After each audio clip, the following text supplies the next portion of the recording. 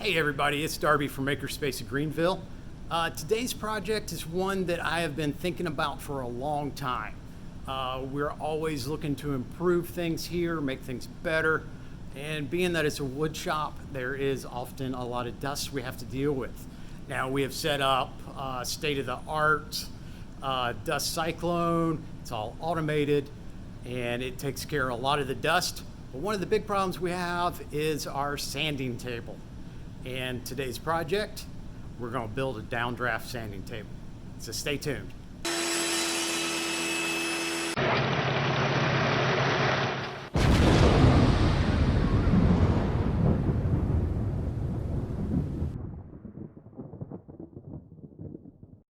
So here's our current sanding table. Kind of sparse. We just have, a couple sanders hooked in, some matting to help us with, stuff sliding around. One of the big problems is there is no dust control for this area. And one of the biggest issues we've had is this fan right here that people often use to dispose and displace the dust. Now what happens then is all of this equipment gets thoroughly coated. So our downdraft sanding table should fix that. So here's our current plans. I'm looking to do a 2-foot by 3-foot sanding table, and it'll basically be a box that just sits on top of the current table, and it will have a dust collection port on the side to hook up and get rid of that dust.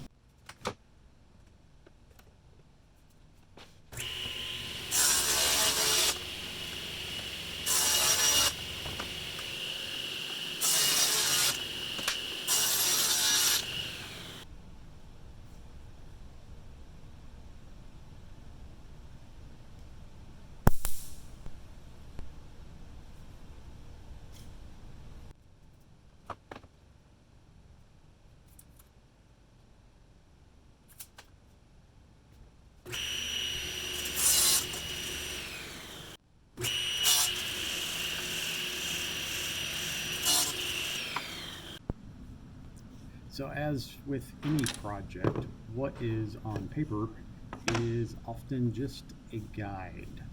So here we actually decided to make the box 2 feet by 4 feet, and that gives us a lot more area to actually work on.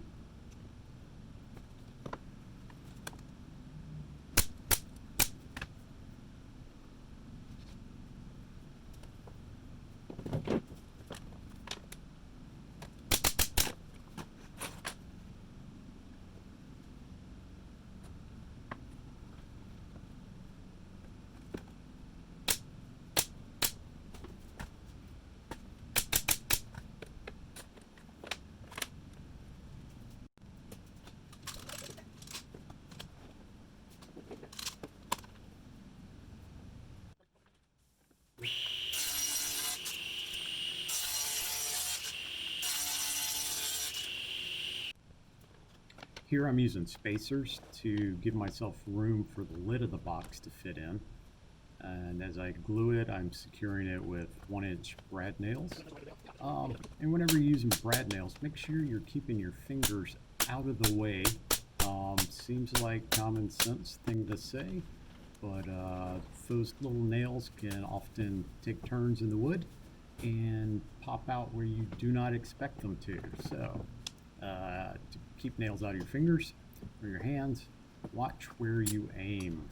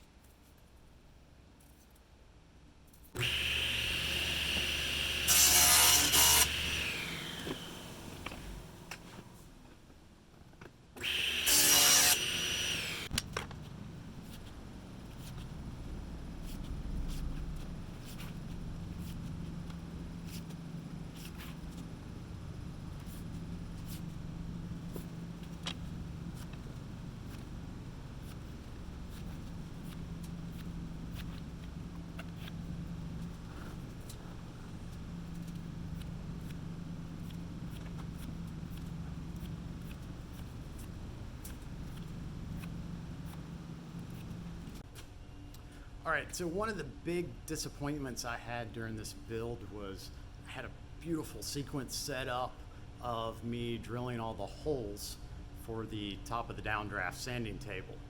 There are 253 holes in total, I believe. Each one was drilled by hand. I thought was a lot of perfection there. So we have the board, we don't have the video. Bit disappointed still. So this is our board. This will be the top of the table, and it's going to fit on right in here. Drop in place, and our table is ready to go. Okay, so one of the problems we're having with the sanding table right now is that we're not getting enough flow through it. So I ended up taking the cover off the dust collector, and it's a bit of a mess. Check this out. Now, do I think this is the only problem that's going on? No, but look at all that dust built up. So we're gonna clean that out, and we're gonna see if it makes a difference. We'll blow out the filter unit for it, clean this up, and we'll be back in a minute.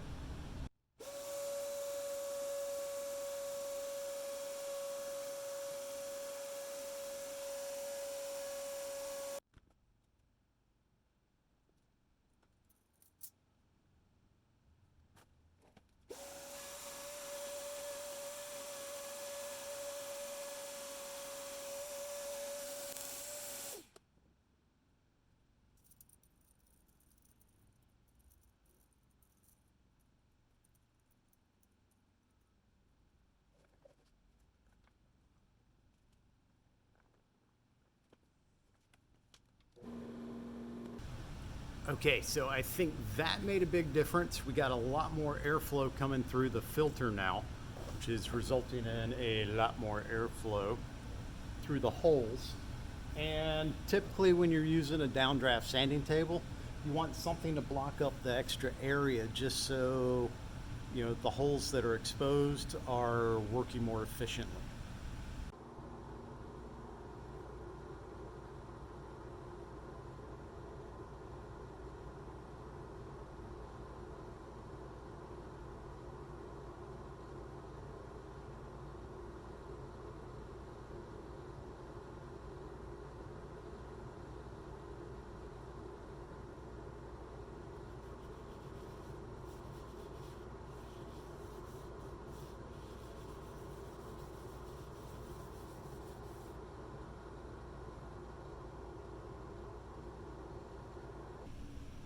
All right, so I think everything's hooked up. We are going to test it out and see how it works. Let's give it a shot.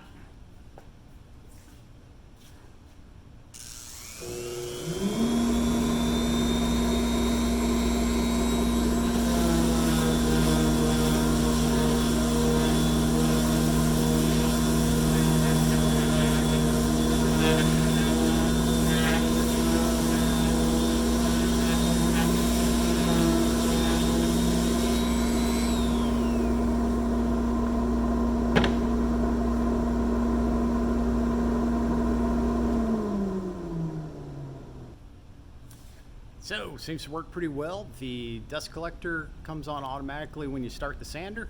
Annoyingly, it takes a couple seconds to turn off, so that's what that weird upward delay was. But I think this project is done. Thank you so much for stopping by and checking out our video. Please like and subscribe, and definitely leave comments, other projects you might want to see, or if you have questions about our space. And if you're ever in Eastern North Carolina, stop by. We are Makerspace of Greenville. We'll see you soon. Thanks.